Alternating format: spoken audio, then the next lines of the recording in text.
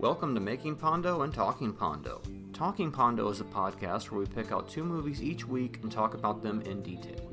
Making Pondo is a podcast where we talk to people we've made films with and we discuss all their experiences on set.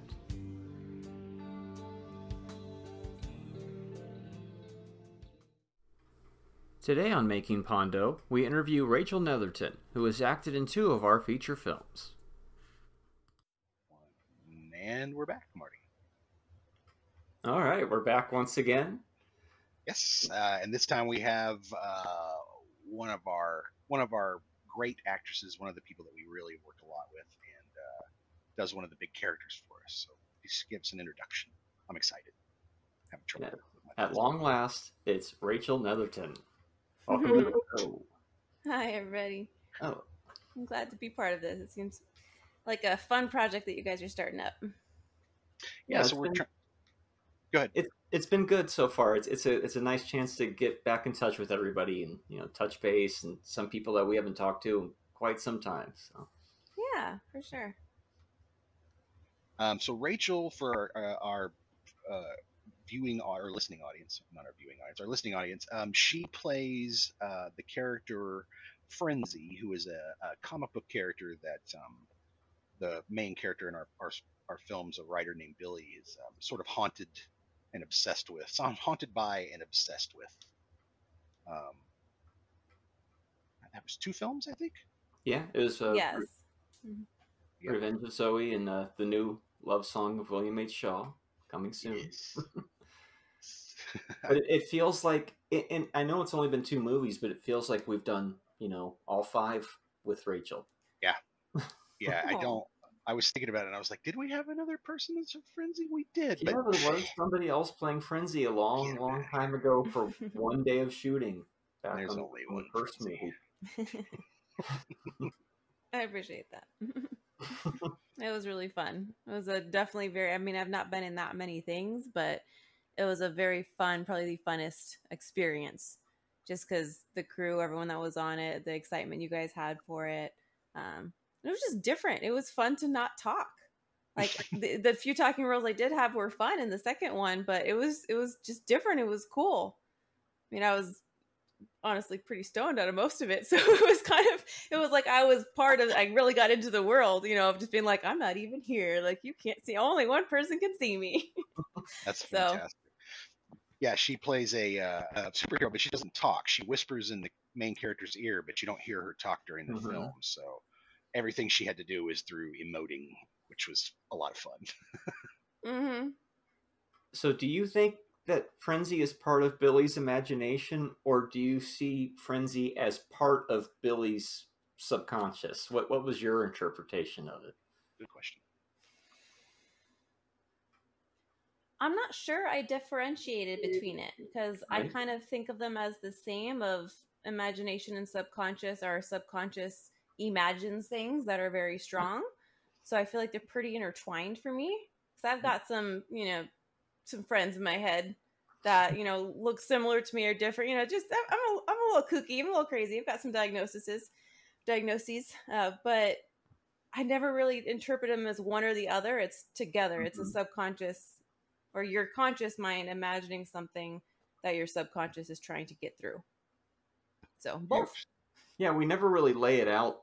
It's this way or this way. Some people could watch the movie and think that Fren-Zee really is some supernatural force coming in, or you could just think, oh, it's just all in his head. Or my most recent interpretation was, oh, Fren-Zee is his sponsor in the new movie. She acts like it sometimes, yeah.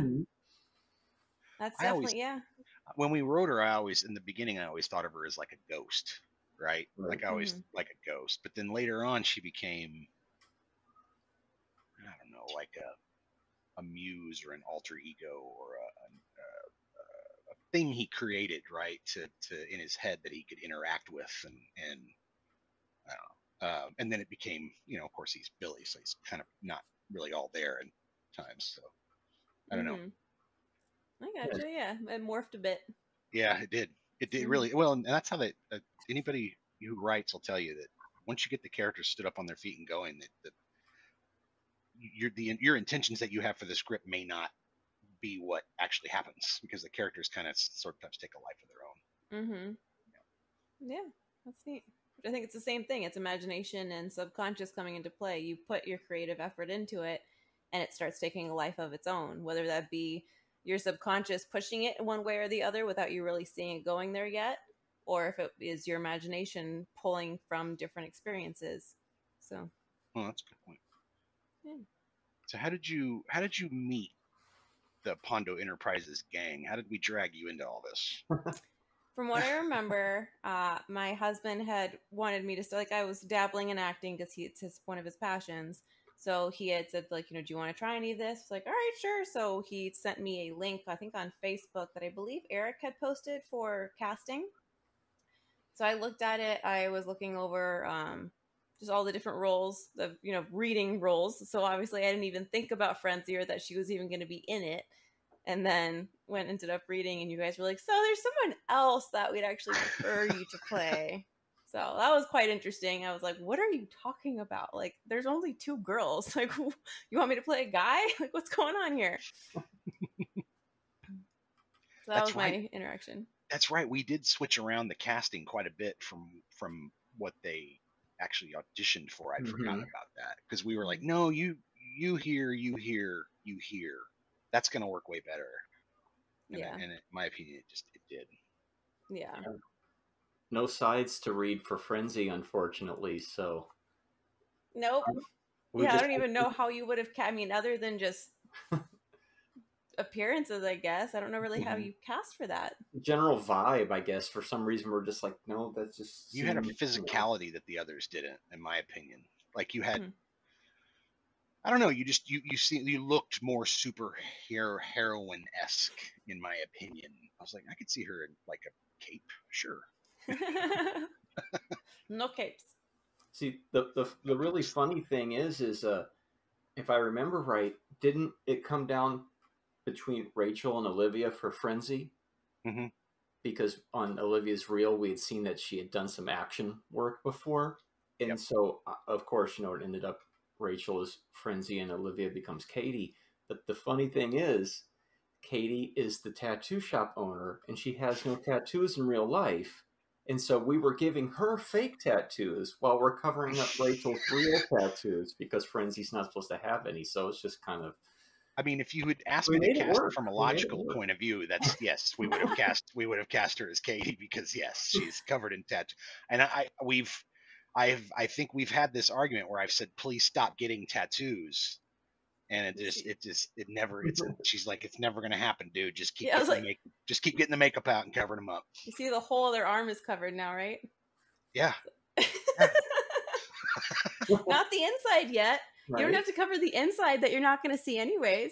But one of the big saving graces was long gloves. You wore those long gloves, so we didn't really have to cover you in, other than the desert scene where we were like, just put makeup all over her, just on her back, on her arms, everywhere. Band leader gloves, Oh god, we kept switching gloves too, because if I touched anything or moved, then I had to pull the gloves up, and then the makeup would get on the gloves and smear down, and we switched, 5-6 pair we went through. I remember at one point we were like, this is the last pair of gloves. I was like, okay. This is ordered 3 more. They'll be here on Monday. Yep. So I think a few of them, ripped or something. Oh, one of them got cactus in it. I think I cut one with a knife for the apple. The other one, I'm not the most. I don't have nice things for a reason. I break them. Those gloves, they're not long for the world once you start wearing them and using them. You can only get like a day or 2 at the most, because like you're saying, makeup or cactus or just general use, and it's like, another one's torn, put another pair on, and the audience never knows. They always think it's the same pair of gloves. Well, because they are. They are the same basically. Yeah. The cactus, I forgot about that. You reached out to that cactus, and you had those things all in your finger. I remember I'm sitting there going, "What are you, plucking things out of your finger?" It was ridiculous. Well, audiences will finally get to see some of the tattoos briefly in Love Song. As you remember, the post-apocalyptic sequence where it's Fren-Zee in the future or whatever walking around, and many of the tattoos were clearly on display. And if we went and did reshoots for that tomorrow, we'd have to cover the new ones up so they wouldn't interfere with the. I'm pretty sure that's Rachel's favorite shooting day in Love Song is. Oh, that was a brutal one. I was like, I was a very rough. upset person in that. Yes, I was like, I was okay in were the middle, not happy. and then I was just pissed off the whole rest of the day. I was like, dude, I'm ready to kill someone. When you got to the set behind the bar, we were ready. You were just livid, and I was like, oh, I did not realize that's what this was gonna be. Like I thought you guys were gonna be like, hey, let's stop for a light lunch. We'll shoot there real quick. And we'll head back. No, it was an all day dredging through the sun with these boots that you hate. You're like, I hate these boots and they hurt my feet. And I'm just like, oh my god. It was a couple miles of walking too. It wasn't just like, oh, across the street. No, we're gonna walk down this and then all the way back. Oh, we forgot. We're gonna go over there. Let's go back one more time. It's like, what? Who else is wearing high heels right now? No one. You guys just don't do no. So yeah, that was one for the books. Yes, that was the one where I was like, all right, I think we've reached that's the limit. We can't go any further. Yeah, but I mean, hopefully it looks good. As long as it looks good, it's the opening title sequence of the film, so it looks great. In my opinion, it looks really good. It's just nice and barren, and you're like the only one walking through all these empty landscapes. So, I mean, they were right in taking you out there for we got to grab it while there's nobody over here. But then it was like, what? How many miles did they make you walk? Yeah, you can tell, like, from a shooting perspective, like when we watched the footage, we're like, Jesus, this is like 6 locations. What the hell? And then it's like, oh, this is an ordeal. But it looks great. I mean, it really, really looks like good footage. Good. I'm glad. Right, it wasn't like they were going to go out and do 2 or 3 different days. They had to grab it all at once, so it was. Yeah, I was like, I understood it. Yes. I didn't like it. It's because I understood it. Didn't mean that I was enjoying it. Right? Yeah. But the rational self at least was able to be like, all right, you're not storming off, you're not leaving. Like, this is the only time. No one's here. How are we going to do this again? We don't know if it's going to last. And it's the middle. It's in the ramp up to COVID. So it's like, if we don't get it now, we may not get it at all. Unless you want to pay to shut down the U of A. Like, that's not going to, you're not going to get that. Yeah. So you get that authentic scowling, which is part acting, part real. Good. So you get more authentic than that. There's probably a few shots where I can be like, that's real. That's not acting at all. I am that upset right now. That's me wanting to kill Christian. He tells me to do it again. That's hilarious. So you've only done a couple other acting roles? Yeah, so I did.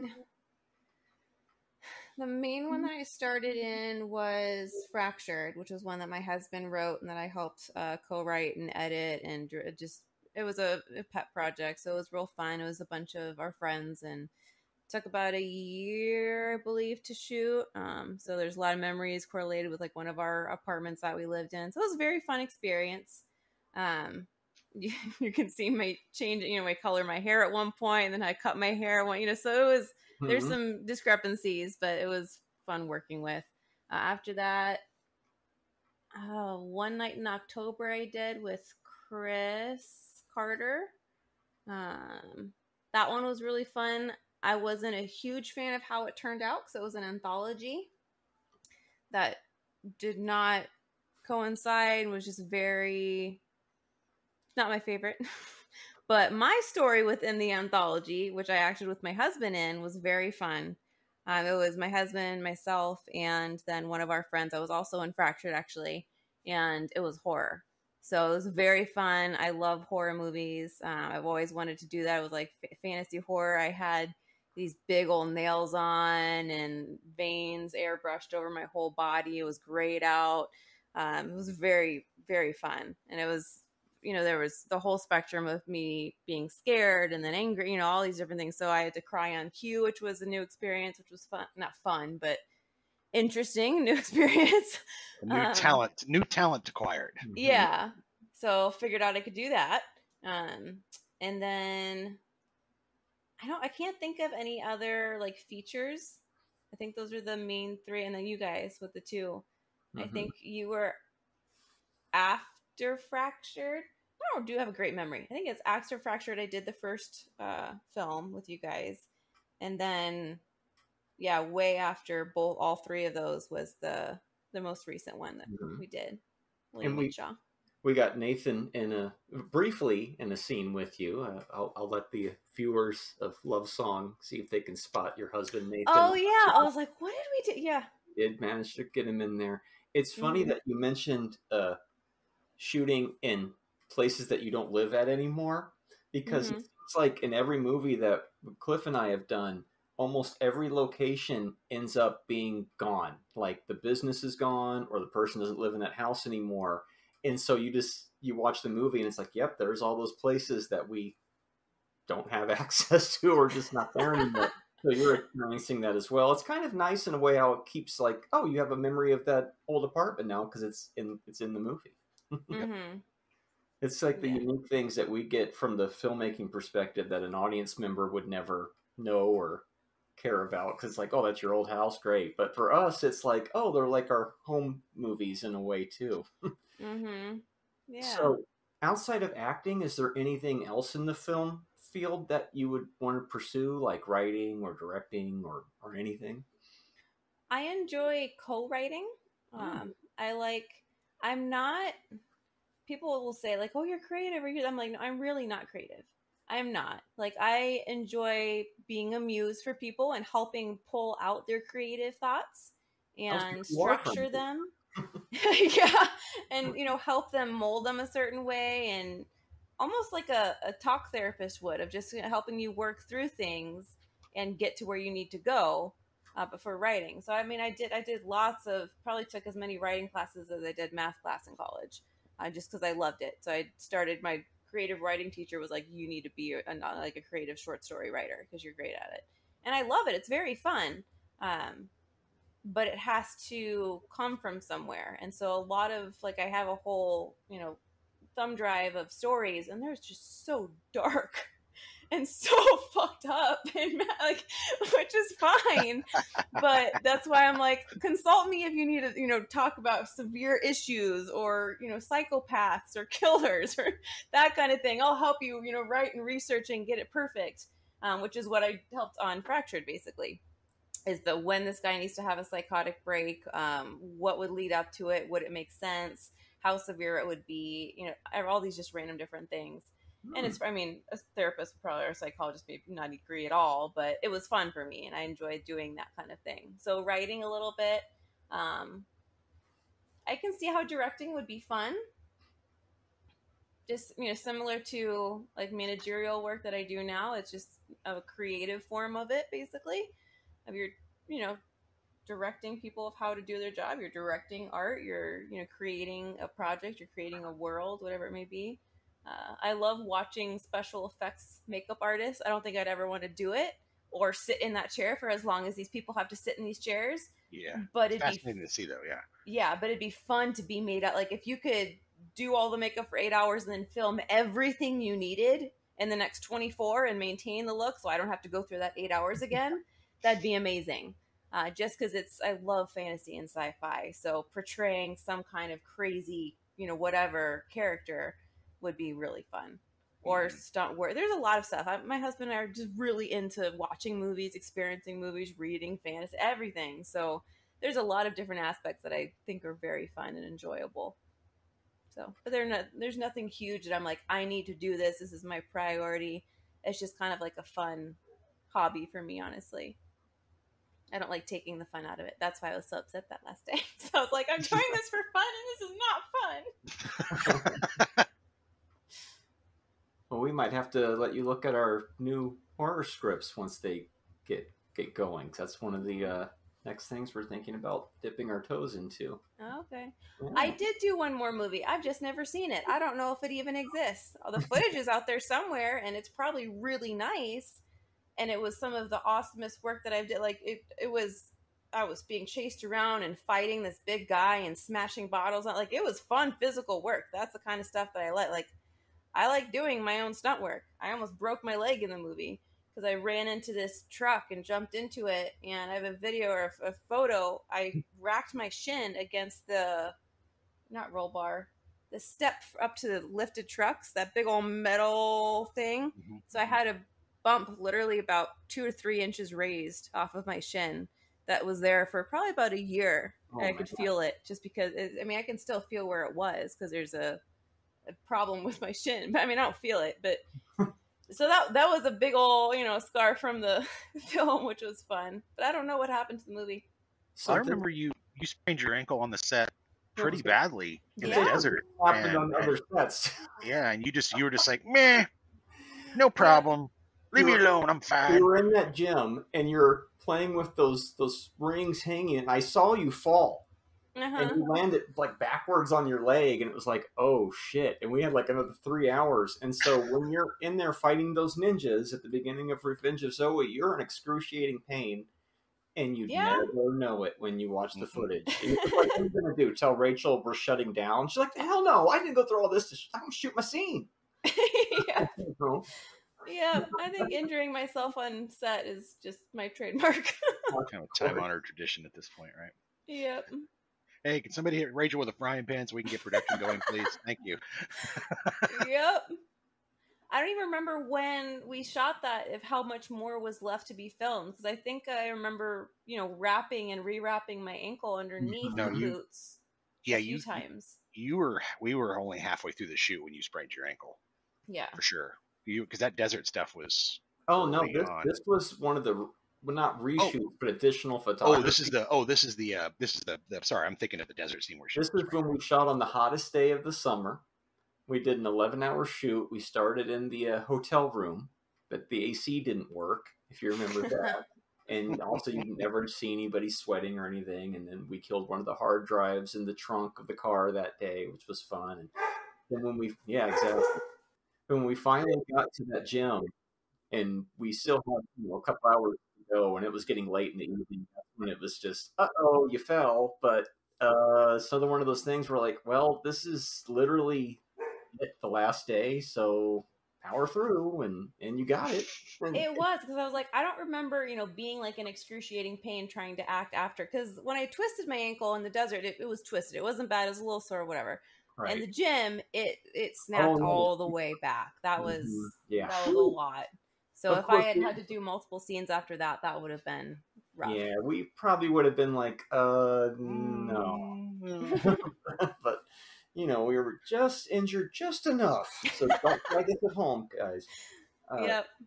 Sometimes you shoot something and it never sees the light of day. That's just sad. It doesn't matter what the budget is, too. I mean, like that Batgirl thing they spent. We try not to talk too much about other movies because we didn't make those movies. But as you know, they spent like $1 gazillion on the thing, and then nobody ever sees it. Nobody's ever going to see it. Yeah. Well, maybe one day your other project will come to light. I'd like to see it. Like it, I don't know. It seemed like they gave us a trailer on it. Like I was like, okay, you guys have like, you got a whole trailer for the actors. Like, so it had a good impression, but that was 5 years ago, I think. 6, 7. Like, it was a while ago. So maybe I'll have to look up I'm sure Nathan remembers the guy's name. I'll have to look it up and see if we can find anything about it, I guess. Yeah, it's taken us 3 years to get this new one done, but we never stop. Right. It would have to be a horrible, horrible, catastrophic. We can't finish. It was like, no movie. This movie will get finished. Talking to a movie as if it's a real thing. Well, you work on something for long enough, it starts to feel like it has a life of its own. Mm-hmm. Oh yeah. What's it like to see yourself drawn as a superhero? Like that's a interesting question, and one that not a lot of people can ask actors. It's very cool, and I feel like I rarely use social media, but once in a while I'll see like they have the little filters now that turns you into an anime character and stuff. I'm like, I did that first, and they did it just for me. So screw your filter. I have proof. Like I have a real artist that did me. So it was very fun. It was very. It was just exciting when you guys finally showed it to me. I was like, oh my God, that's me. Yeah. So that was neat. Yeah. It was fun to have a face to put to the whole thing. Like, cause before it was just sort of drawn and then we found an actress. But then once when we did the poster, it was like, that's going to be Rachel. It's going to be awesome. Yeah, that was really neat. In that giant poster, I think Christina has that now. It's weird how these props end up with like, who has the room to put this? And we got, I'll take it. Okay, you take it. So at least it's Fren-Zee preserved. And because I would hate to see something that large of a prop Go to waste or just yeah. You know, to talk about Geoff, as we usually do in almost every episode. When I was watching one of the new cuts of the movie, one of the things I really appreciated the most is how he gets these large props. And we never had large props in our early movies, but when you have a gigantic ass prop like that Fren-Zee poster, it just adds something else to the movie. It makes it seem that much more realistic, I think. Mm-hmm. Because it takes effort and time and money to get those big old things. Like no one has. You can't go to Michael's or Joanne whatever and get fabric or a sign to do that. Like you have to get it made by someone who makes that stuff for a living. Mm-hmm. Yeah, and of course, Geoff happens to have a printer that he exclusively works with that does his printing for him. Because of course, why wouldn't he? He's got a printing guy. He's got a sign guy. He's got a card guy. He's got a guy. He's a name guy as well. The printer is in the movie too. So yes, he is. To sneak him in there. Yep. He is the guy who gets a flyer crammed at him at the other comic book store. That's cool. So let's see. Is there a dream role you would want to do as an actor? Or any particular type of genre? I know you were saying like horror and fantasy is a favorite, but you wouldn't necessarily want to be in the makeup chair. I mean, I know it took a while to cover your tattoos, but that's not 8 hours of, prosthetics and stuff. Yeah. Honestly, because I'm so into sci-fi and fantasy, like horror, yes, but it'd be really fun to be like an elf or a Vulcan or something, so because that wouldn't require much makeup. Right. Because like a few of my favorite, like Spock and Arwen or Elrond are like a few of my favorite characters, so doing something like that, because I've always been fascinated with, a longevity, long life, or, immortal, and like the vampires too. Being a vampire was always really fun to me. It's just, so there's not very many movies or shows, whatever it is, that do it really well. The ones that have done it really well seem to be pretty iconic, and then there's just so many B films and crappy and just or stereotypical or no story or no, it just, something's just not right with it. So that's a little bit harder, but those are the things that would just be really fun, like, fulfilling kind of a little fantasy thing to be something that I always wanted to be when I was like a preteen kind of thing. I could see you in an action flick, like a salt type. Oh yeah, those are some of my favorite movies. I think you could pull that off pretty well. Yeah, because I like I'd probably injure myself multiple times if they let me do the actual ones. But... Yeah, knowing you and your pitch on for like the physical stuff, I think you'd probably pull that off pretty well. But yeah, that's fun. I love, like, with how physical I am at my job right now. Like, it's just so fun. Like, that's part of why I like my job, is because I'm lifting heavy shit all day, and so it gets whatever anxiety out, because I don't have any time to think about that when I'm lifting 100 pounds of something.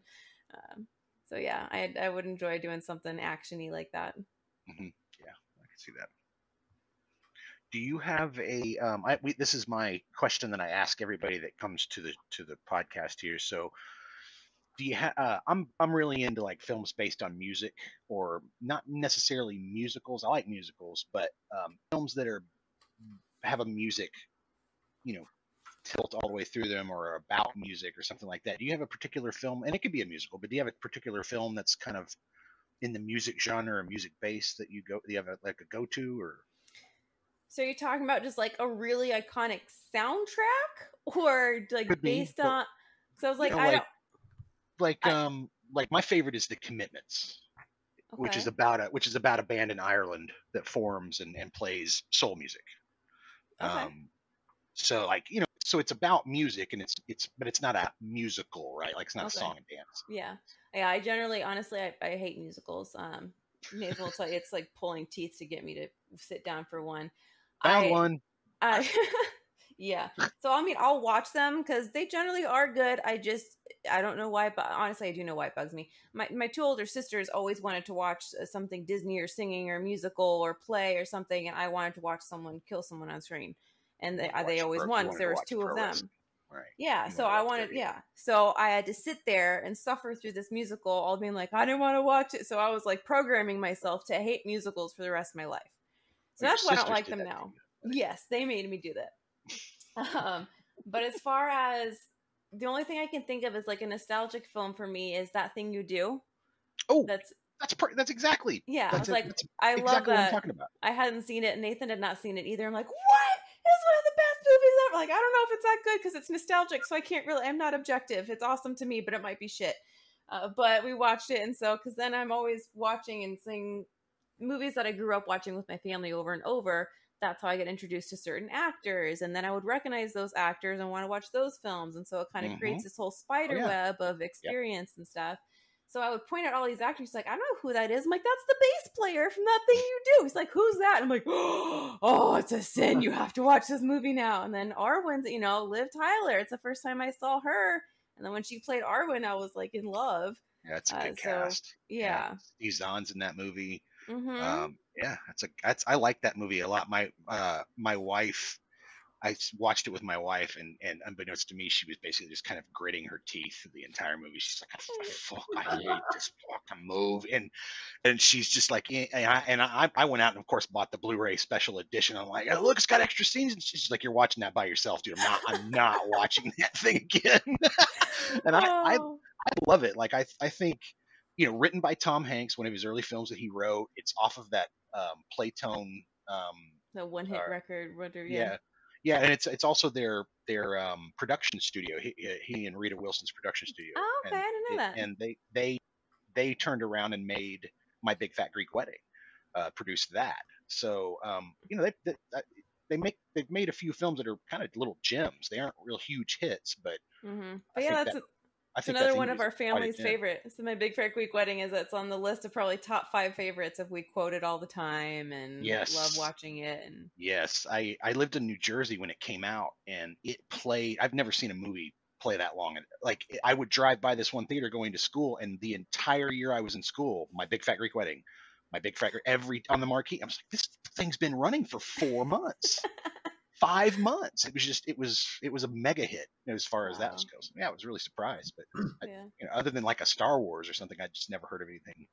Most runs you get that long, I ran a movie theater, and most runs that you get that long are manufactured by the studio. It's contracted, right? So we ran the first Avatar in our theater, and we were contracted to run it for 14 weeks. So it was the longest run the theater ever had. But the most organic run the theater ever had, just a movie that people wanted to keep seeing and kept doing well, was The Blind Side with Sandra Bullock. Yeah. It ran 11 weeks, which was a big surprise. I was like, man, that movie's got what they call legs. It was surprising though. I wouldn't expect it to be as amazing as it was. It was a very, very decent movie. Yeah. It was really, really good. Yep. Yeah. It was also one of those movies you could take your family to and sit in it because it came out like the holidays. And I'm convinced that families go to the movies in holidays. They're like, look, we're going to go to the movies for 2 hours. We're going to sit in the dark and we don't have to listen to your uncle talk, right? Like, let's go to the movies. Okay. It's one of those that like, well, this one's offensive. This is a family movie. It's not offensive. It's not going to offend uncle or aunt so-and-so. And we can all kind of go to and enjoy it. Empire Records fan, or isn't Liv Taylor in that one as well? Yeah, Liv Tyler's. That's an early one for her too. Yeah. I'm not sure. I don't remember. At this point, I've seen so many movies. I might have seen it. I just can't remember like names. I'd have if I look up the poster of it and like the cast. Actually, that's got the kid who played. So the kid in That Thing You Do that plays the bass player. Yeah. He's credited. His name in the movie is TV Player. He's the bass player. He doesn't have a real name in the movie. So Ethan Embry is his name, and he's in Empire Records also. Oh yeah, he's Vegas Vacation Rusty. Yes, exactly. Yep. I don't think I've seen it. Yeah. Early, that's early Renee Zellweger, early Liv Tyler, early Ethan Embry. It's pretty good. It's got great soundtrack too. I'll have to try it. Yeah, I'm sure it's streaming somewhere. Early Rory Cochrane, probably Tubi's got everything, including our movie. In case you're listening and you'd like to go see it, Rachel was in Wonderful in Revenge of Zoe, and even better in Love Song of William H. Shaw coming. Like we have Nick Levine Day in Love Song, and in Empire Records they had Rex Manning Day, which is like the big rock star in that. So we were kind of semi-inspired by that a little bit. Gotcha. There you go. I'll have to try it out. Yeah, you'll find you're going to like that one, I think. If you like those others, yeah, it's right in that pocket. It might be one of these, oh, I saw this, or how did I miss this? Type. Yeah. The pottery scene is going to just kill. Oh, yeah. Oh, yeah, you nailed that, and it was great. It's fantastic. It really good. is. That one was fun. I could tell by the way you guys were shooting it that is like, it could be put together in a really cool way. Mm-hmm. Yeah. Those hands just. Yeah, there's a pottery sequence in Love Song of William H. Shaw that I think you all are going to get a kick out of. Yep. Okay. So everybody has secondary career interests, and so outside of film, what's another creative outlet for you? Because as you earlier you were saying, people say, "Well, you're a creative. What do you do?" It's like, well, what else do you like to do? So for me, it's not really creative. It's just I enjoy just working on my health. That's the main other interest that I have of just it's more of a lifestyle, honestly, at this point, but there's always a never ending with most big things. There's a never ending wealth of knowledge that I can always be learning something new or finding something new about whatever aspect. But like I work at Sprout still, so that's kind of a key point of being able to establish my healthy living lifestyle. And I started in lots of departments, but prior to where I am now, I was in the assistant vitamin manager department. So I was helping people basically kind of being a doctor for them, which you can't be legally, but you can try to help them, guide them along the right course for learning their own health journey and establishing their own healthy lifestyle. And then just from there, as my interest was piqued on supplements and healthy living and herbal and Ayurvedic care and traditional Chinese medicine, and there's just a huge world of it. So that's my passion and of interest of just learning about biohacking your body to get better and be better, just because I was so sick for so long, like a very long time, on death's door for a while of it. So being able to be fit and strong and healthy and not be on dozens of medications for all these random problems that the doctors said I had, which I probably still have but are under control, is very empowering to be able to do by yourself. Like I got myself off of all my medications without, well, you're not supposed to do that. Put a disclaimer to that. You should probably talk to a doctor if you're going to remove yourself off of prescribed medications like the ones I was on. But it's a big point of pride. Medical expert in Exactly. Yeah. She's So it's talking not about her own approved. journey to wellness. Yes. But it's a big point of pride that I was able to successfully, wean myself off, titrate myself off of these medications and replace them with natural substances. So that's what my main passion is. And then animals. It's like I love my puppies. I love I'm an introvert. I'm not an extroverted person. So I may, like, when I'm around people, I come off as extroverted because, if I'm having fun, I'm talkative, I'm, energetic.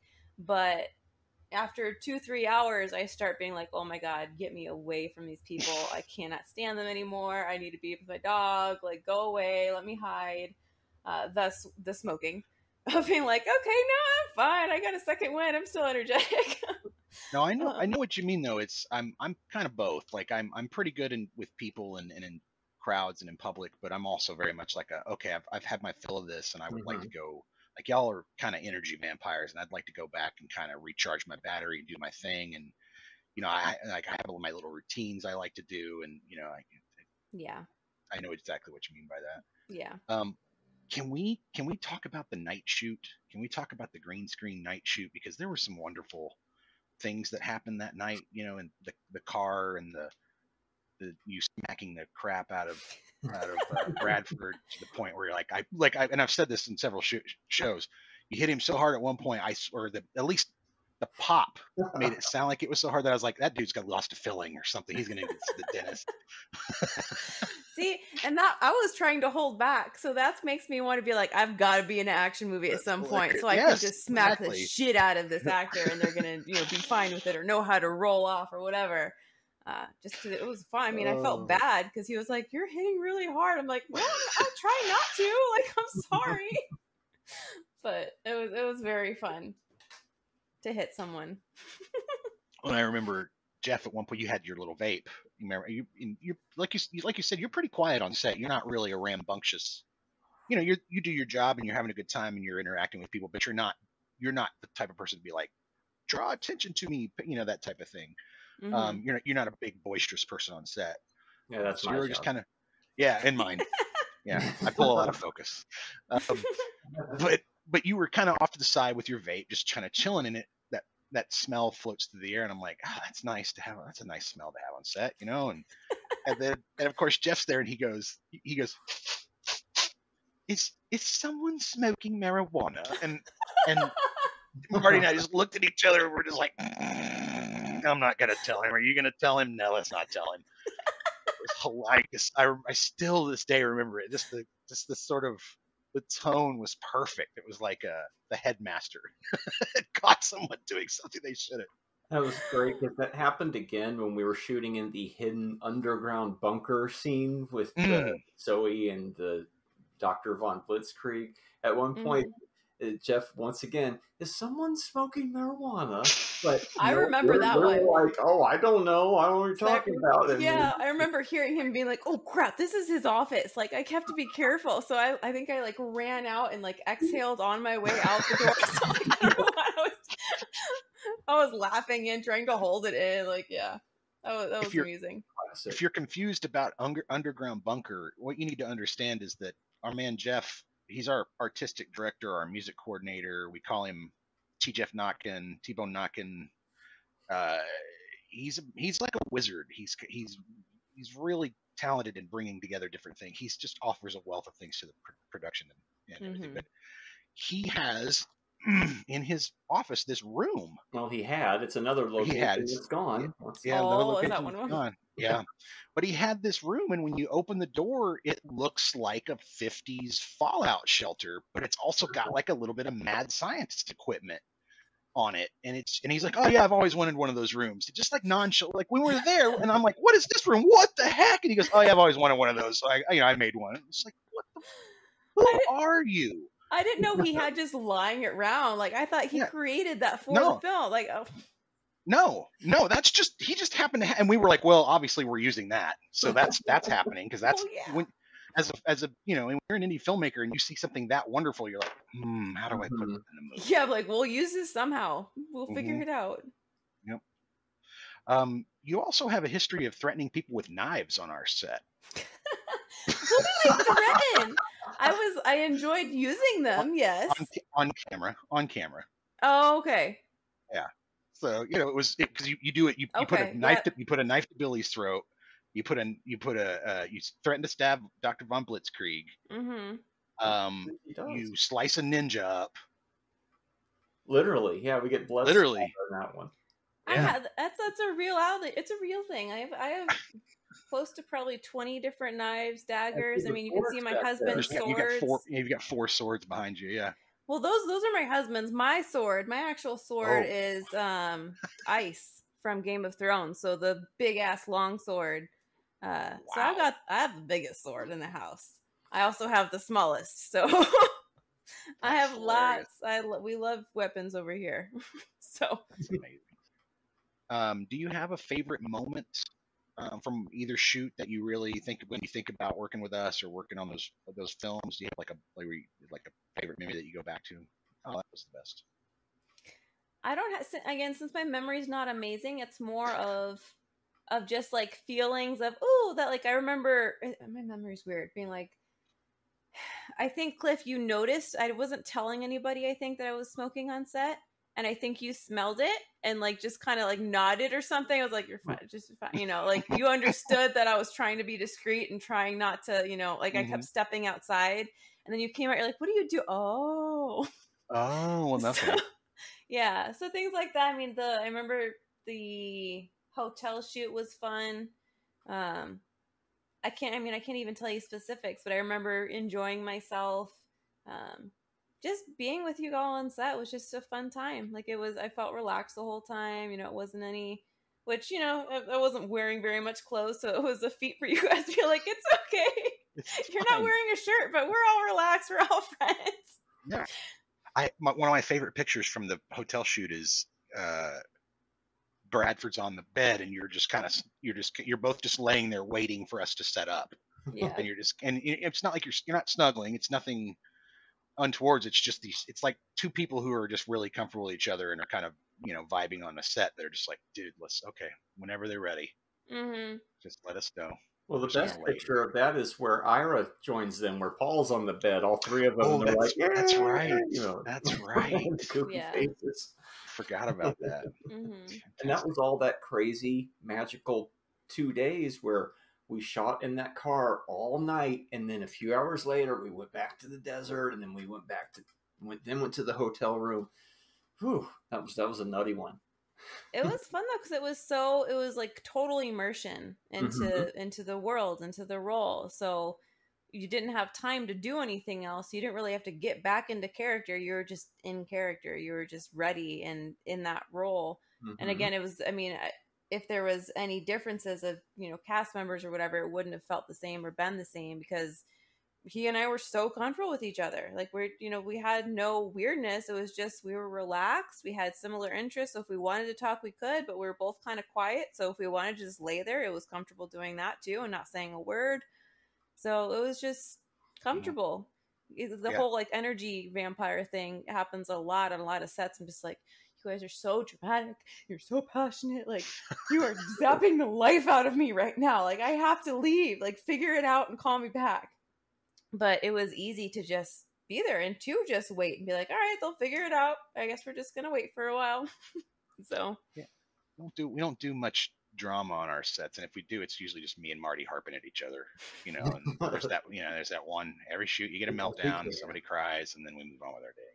Not really tears, you guys. I was thinking, who was crying? I'm sure somebody probably was at some point. Probably a lot of crying on that last set. I was ready to on that last day. I think I might have. I'm not sure. I think I had to fix my makeup. I think I was angry to the point of tears. You were not. I remember being so excited because I'm like, yeah, Rachel's here. We're going to shoot this scene. It's going to be great. And we love because we had that big mural on the side that we were going to shoot on. I'm like, I can't wait for it. I walk over to the car and you're just like, oh, okie dokie. What happened? Yep. Oh, because I had a migraine too. That didn't help. Like, because of all the heat and the walking, like I had a horrible headache. So I was, if I hadn't had a headache and my back didn't hurt, like again, it's just, when you're in physical pain and tired, you're not the most pleasant, or I'm not the most pleasant person. No. Yeah. No. And yet, acting. You have no idea when you watch the footage that anybody was in any sort of different mood, as you shouldn't. Yep, that was the most acting I probably did in any of the scenes ever. Just because I'm like, I'm fine, I'm happy, I'm chill, I'm gonna kill someone. But it's funny with the bloopers of that, where we're behind the liquor store and we had to keep doing the scene over and over again because the helicopters. Oh my god! Yeah. And yes. Bradford was losing his shit. It's some really funny bloopers. Man. Yeah. Well, because I know I kind of set everyone else on edge too. Because when I'm emotional, everyone knows it just kind of oozes out of me. So then I know Cliff, you're just like, hurry up! Like, she's trying to leave. It was that last night too, and we had to stop the production because of the March 2020 craziness, and everybody was a little on edge. And then what we got? Do you guys remember somebody behind us? They had their bird outside. Yeah. You guys remember that? Like a freaking bird, and it would just scream every now and then. It's like, seriously? That was a struggle night. Like it was kind of cursed, and it worked. It all worked. We figured it out, and the following June, we got back together behind that liquor store and shot Nate's parts. And it matches up. Because we had really footage to look at while we were there to make sure the eye lines look, and so it looks like all four of you are together. Secrets. Yeah. But yeah. Well, at least it was just him, because I remember also being mad. They'd be like, "We're missing who? No, we're not gonna redo this. Like this." And you're like, "No, we're gonna do it separate. It's fine. Don't worry about it." Right. Yeah, we shot. Basically, we shot mini masters. Basically, we shot multiple masters instead of one big one. We shot, and then we tied it together with over the shoulder angles. And so like you see Eric and you and Bradford together. You see Eric and Nate together. But you don't ever see all four of you all together. But it still sells. Like it's a short scene. You can't tell. Mhm. Well, because if you have, since Eric is there, he's the combining factor. It tricks the mind into being like, oh, this is the focal point. I can't Yep. see these sides at the same time, but they're all there. Exactly. Mhm. Pretty proud of us for pulling that off, considering we had to shoot it so much. Yeah, I guess afterwards. it turns out that's not that unusual of a problem for movies to have to come back a couple months later and do somebody else's coverage. At the time, we were like, oh, geez, I guess. But then now it's like, oh, Yeah, this is I watch it not and how we work. I don't even think of it anymore. The illusion tricks me sometimes. And it's like, oh, well, if I'm forgetting, well, that's good because that means whoever's watching it's not going to be like, he wasn't there. Yeah, for sure. It's like if they're watching that closely, well, good. We'll hire continuity on the next film. Mm-hmm. I think we have that one question that you like to ask everybody. Oh yeah. Thanks for reminding me. Last So one. I always like to know about like, especially with actors, like your work with directors. So like, is there a specific piece of feedback that a director's given you that you've like, oh, that was really good feedback? Do you like to get feedback from a director? Like, do you want as much as you can get? Tell me about that. Again, with my memory, I don't know if I really remember any direct, like, a conversation or anything like that. Just thinking about how I work with directors and like the whole muse thing of me not wanting to create, but I enjoy bringing other people's creations to life. So I just gauge what I'm doing based off of, like, on the film, Bureau of Expressions, to see if you guys were like entrapped by what I was doing, then I could tell something was going right because I was portraying what you had in your mind. So it was transfixing you. But if you're just like, looking at it, whatever it may be, I knew something was wrong. And so I needed to be adjusted. So I don't remember any conversations. I just remember certain scenes. And unfortunately, can't even tell you which scenes, but you would just get so excited. And I'm like, okay, I did it. Like, I brought her to life. Like, she's here now. So just seeing that excitement of it happened a few times in other films as well, of just seeing this light go off of being like, that's what I had in my mind. It happened. Like, is just exciting for me.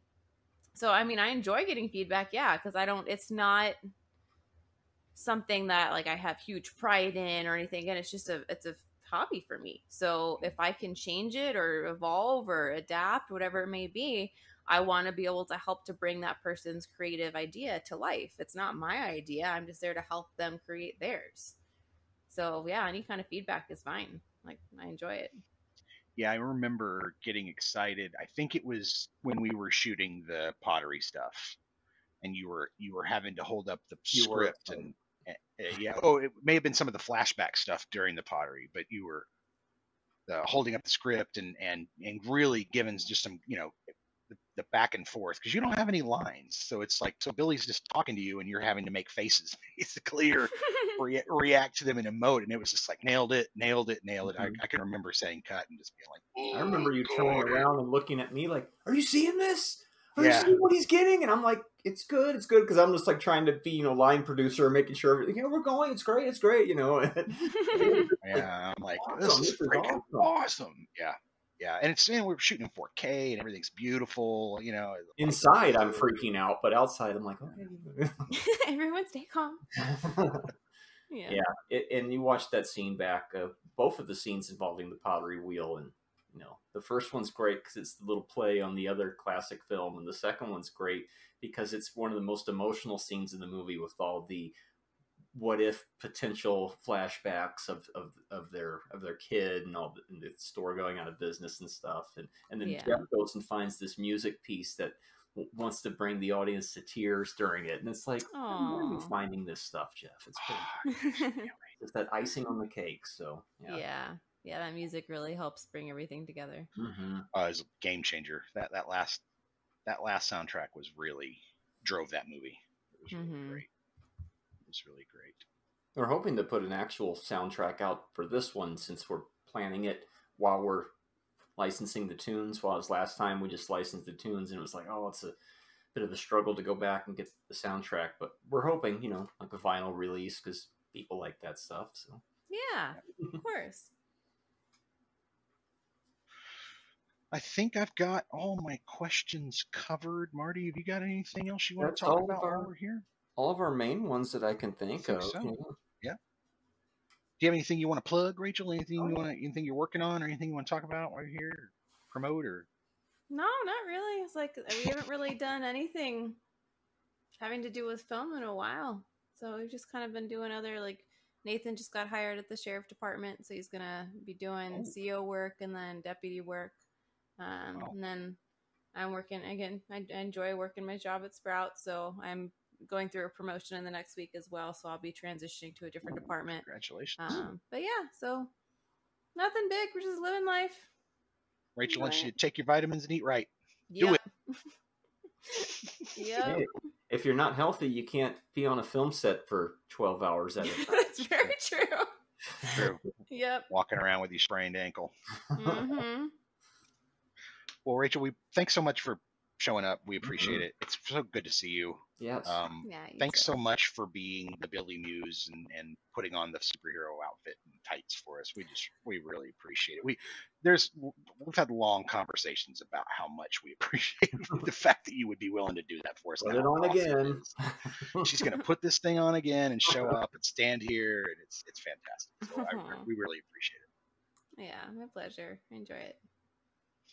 All right. Well, that'll take us out.